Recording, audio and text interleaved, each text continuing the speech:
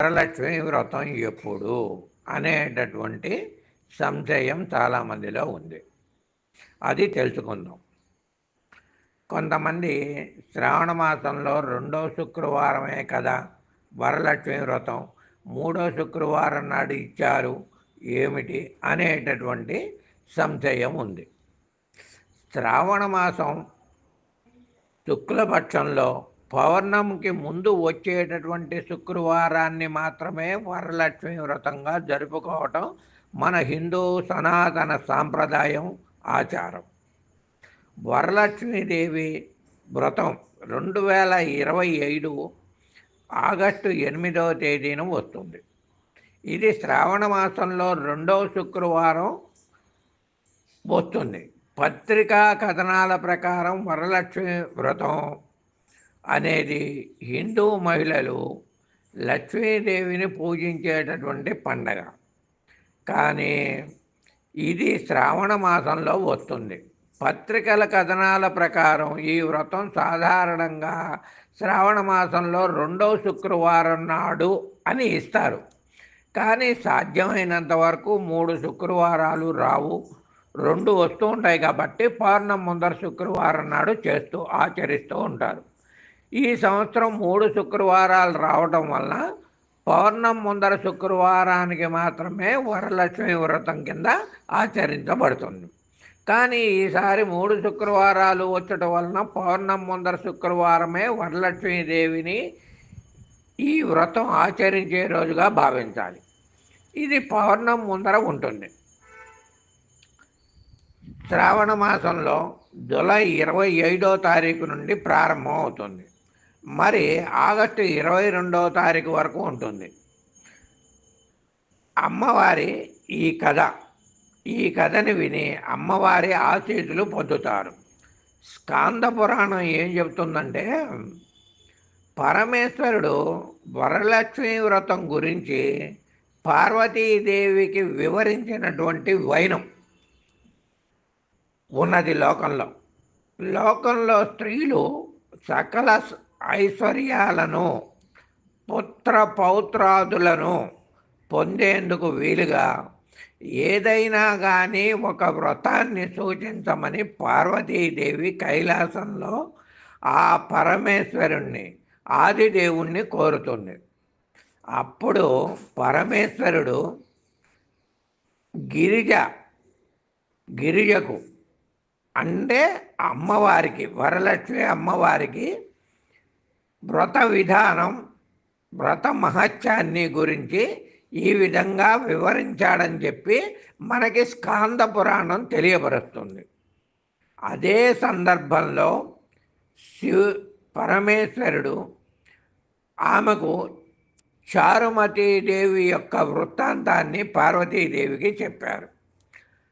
పార్వతీదేవి వింటూ చారుమతీదేవి వృత్తాంతాన్ని తెలియచేశారు పరమేశ్వరుడు. భర్త పట్ల ఆదరాన్ని, అత్తమామల పట్ల గౌరవాన్ని ప్రకటిస్తూ చారుమతీదేవి ఉత్తమ ఇల్లాలుగా తన బాధ్యతల్ని నిర్వహిస్తూ ఉండేది. మహాలక్ష్మీదేవి పట్ల ఎంతో భక్తి శ్రద్ధలు కలిగినటువంటి చారుమతి అమ్మవారిని త్రికరణ శుద్ధిగా పూజిస్తూ ఉండేది. ఆ మహా పతివ్రత పట్ల వరలక్ష్మీదేవికి అనుగ్రహం కలిగింది. స్వప్నంలో ఆమెకి సాక్షాత్కరిస్తుంది. శ్రావణ మాసంలో శుద్ధ పౌర్ణమికి ముందు వచ్చే శుక్రవారమున తనను ఆరాధిస్తే కోరిన కోరికలన్నీ కూడా వివాహం అయినటువంటి స్త్రీలకు కానీ, వివాహం కానటువంటి స్త్రీలకు కానీ అందరూ కూడా ఈ వ్రతాన్ని కనుక ఆచరించినట్లయితే వారు కోరుకున్నటువంటి వరాలు ఇస్తాను అని ఆమె దేవదేవి అభయం ఇస్తుంది.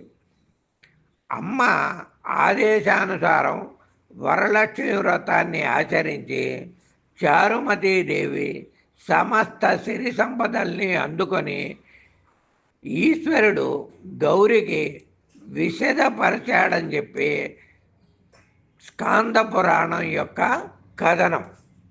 దాంతో పార్వతీదేవి కూడా ఈ వ్రతాన్ని ఆచరించి వరలక్ష్మీదేవి కృపకి పాత్రులైందని చెప్పి మనకి పురాణం చెప్తుంది. దీనిలో తవర పూజ కూడా చాలా ముఖ్యమైనటువంటి పూజ.